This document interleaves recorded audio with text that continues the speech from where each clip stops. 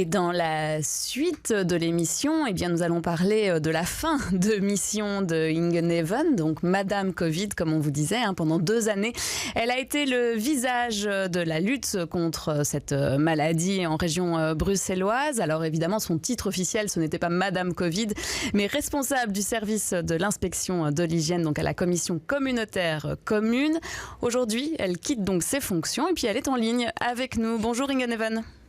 Bonjour. Bonjour.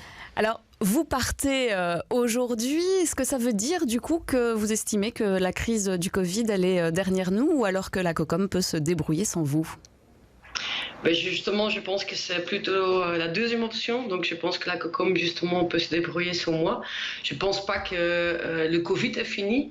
La crise, j'espère vraiment qu'elle est finie, mais que justement, qu'on est plus dans une gestion de pandémie qu'une gestion de crise maintenant. Et donc, on doit encore bien se protéger pour l'hiver, pour justement éviter qu'il y ait de nouvelles vagues qui vont vraiment mettre la pression sur les hôpitaux, mais qu'il n'y a plus vraiment de nouveaux dispositifs à mettre en place. Et que justement, il y a aussi une équipe qui est maintenant à la COCOM qui peut aussi vraiment continuer à gérer les choses. Oui, parce que quand même, avant de partir, vous avez mis en place 2-3 petites choses, effectivement, pour l'automne et pour cet hiver, avec encore de la sensibilisation envers la vaccination, notamment. Oui, c'est ça. Donc, nous pensons vraiment que l'enjeu pour l'automne et l'hiver, c'est vraiment de protéger surtout la population vulnérable. Et donc, ça veut dire que chaque personne vulnérable, donc personne âgée ou avec une moindre immunité, par exemple des personnes avec des comorbidités qui ont plus de probabilité d'être hospitalisées, que ces personnes-là, vraiment, on conseille vraiment de se laisser vacciner encore une fois pendant l'hiver. Et c'est possible à partir du 12 septembre, donc dans 10 jours.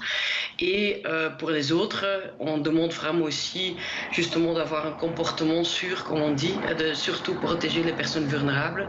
Et donc ça veut dire justement de reprendre les masques avec nous dans les transports en commun, dans les endroits où il y a vraiment beaucoup de gens à l'intérieur, où il n'y a pas une bonne aération, etc.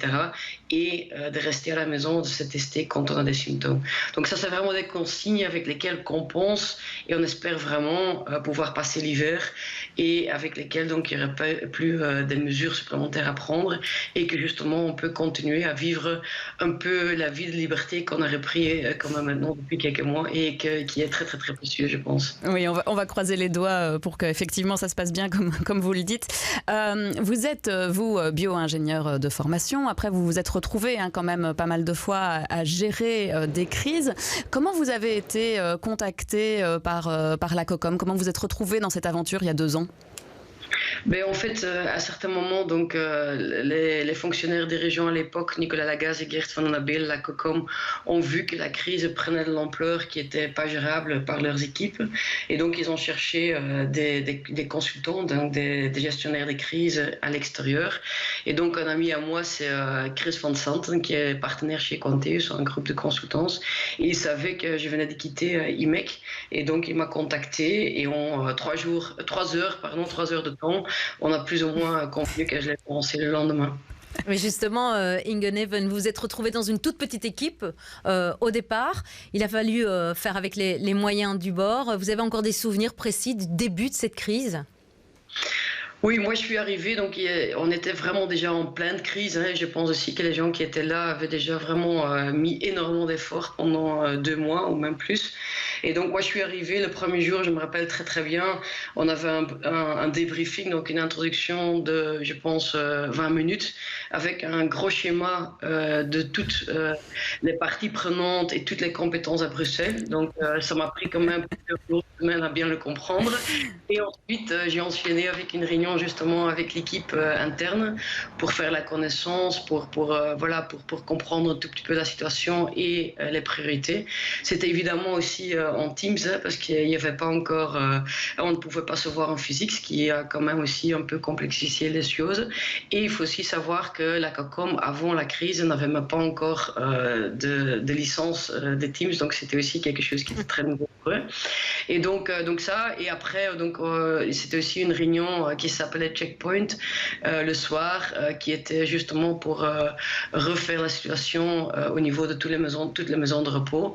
Et donc là, avec justement plusieurs cabinets, les personnes, les responsables de chez Iriscare, les responsables chez nous, etc. Et de vraiment parcourir la situation et de voir quelles actions on devrait encore prendre. Donc là, c'était vraiment tout de suite confronté avec la vraie situation et les énormes défis qu'il y avait au niveau des maisons de repos, etc., qui m'a quand même vite marqué. Et donc c'était aussi le moment où on était en train de préparer le démarrage du call center, qui a commencé 10 jours plus tard, etc. Donc là aussi, il y avait énormément de choses à faire, etc. Donc voilà, c'était un premier jour très intense et je me rappelle bien que la première chose que je me suis dit, il y avait tellement de gens qui étaient impliqués partout dans l'organisation de la COCOM, qu'il fallait mettre un peu de structure, disons, et de créer tout de suite aussi un petit call center interne pour l'équipe, pour justement que tous les professionnels pouvaient aussi avoir un point de contact et pas appeler 20 personnes d'administration pour essayer d'obtenir une réponse. Donc ça, c'était aussi une des premières démarches où j'ai aussi tout de suite commencé à recruter, je pense, 7 ou 10 personnes pour justement créer ce petit call center pour soulager un peu les autres qui pourraient alors se mettre un peu sur les activités pour faire des procédures, pour etc.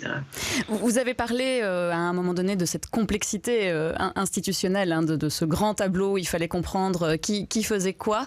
Vous pensez que ça a été compliqué pour vous et ça a été aussi compliqué pour la gestion de la crise, cette complexité institutionnelle ? Certainement, je pense que c'est pas du tout facile, et donc je pense que justement on n'a pas encore eu la dernière réforme de l'État et j'ai quand même aussi des pistes d'amélioration si je peux.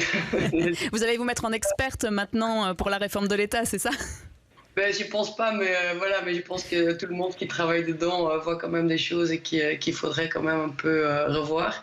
La bonne chose était aussi que comme on avait tous un objectif commun et c'était vraiment de sortir au plus vite de la crise, que ça a aussi permis justement de trouver des collaborations qui sont dans, disons, la vie normale presque pas possible.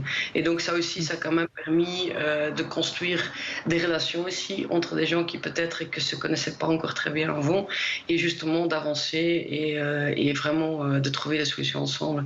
Donc je retiens surtout ça, et il est vrai que chaque fois il faut bien réfléchir qui est compétent maintenant, qui on va contacter, ne pas oublier personne, etc., etc. Mais je pense aussi que c'était même un peu plus pardonné parfois que j'oubliais l'un ou l'autre, comme j'étais un peu nouveau et que j'ai pu utiliser ça comme un peu comme excuse de temps en temps. C'est bien. Et également, vous avez eu quand même une médiatisation qui n'était pas forcément prévue dans votre job description au départ, en tout cas. Vous êtes le visage du Covid pour la région bruxelloise. Comment vous avez vécu de manière personnelle cette médiatisation, le travail avec les journalistes et également peut-être aussi des gens qui vous reconnaissaient dans la rue malgré le masque ? Oui, c'était aussi vraiment un hasard et je me rappelle très bien que c'était au mois de juin, donc c'était aussi quand même assez au début de toute la gestion, donc c'était juin 2020 que Bruce m'a contacté comme les infections commençaient déjà de nouveau à remonter, notamment en région bruxelloise. Et donc là, à ce moment-là, j'étais un peu stressée. Je me rappelle que j'ai relu l'article vraiment 3 fois pour être sûr qu'il n'y avait pas d'erreur là-dedans. Et ça, c'était vraiment le début de tout ce qui a commencé. Après, on a vite vu aussi, parce qu'il y avait tellement de demandes et les choses évoluaient aussi tellement vite, que c'était quelque part aussi un peu logique d'avoir, disons, des experts ou des gens qui font les choses sur le terrain, qui répondent à ces questions-là, et les politiciens plutôt aux questions politiques. Donc on a vite retrouvé en fait cette distinction, et je pense qu'on a très bien collaboré ensemble comme ça. Et c'est vrai que pour moi c'était nouveau, et donc au début c'était un peu, disons, un peu spannant, un peu stressant de temps en temps. Mais on apprend vite. J'ai aussi eu l'occasion de travailler avec des gens qui m'ont aussi un peu appris à bien réfléchir au message que je voulais passer, parce que ça au début c'était aussi aussi parfois un peu, un peu compliqué. Et donc, et après, voilà, je pense que c'est aussi quelque chose que je commence j'ai commencé à aimer. Donc, c'est aussi quelque chose que j'ai appris et que j'aime beaucoup maintenant. Et je pense aussi que tous les journalistes, etc., voilà, vous faites aussi un travail formidable. Il faut aussi toujours être sur le coup. Vous êtes très respectueux. Donc, je pense que, voilà, merci beaucoup à tout le monde pour la collaboration aussi. Et vous êtes aussi un élément clé dans la diffusion de l'information pour justement atteindre les citoyens et passer les messages. Et donc, voilà, très très important. Souvent aussi critique, c'est aussi nouveau pour moi, que tu n'as pas un conseil d'administration pour lequel tu dois défendre comme dans une entreprise, mais presque tout le public vit à la journaliste également.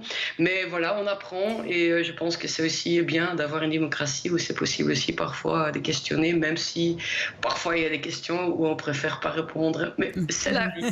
On sent, Ingeneven, beaucoup d'émotions encore dans votre voix. C'est une page qui se tourne. C'était évidemment une période cruciale, une période hyper humaine aussi, très intense. Qu'est-ce que vous allez faire maintenant ? Je vais d'abord prendre quelques semaines de congé. Donc, en effet, je me réalise ce matin que c'est vraiment fini. Donc, on a vraiment eu encore un très très chouette fête de départ hier soir qui est organisée par l'équipe de la COCOM sous direction de Nathalie Noël. Et donc, c'était intense. Et ce matin, je me suis réveillée. En effet, c'était un peu tard, évidemment.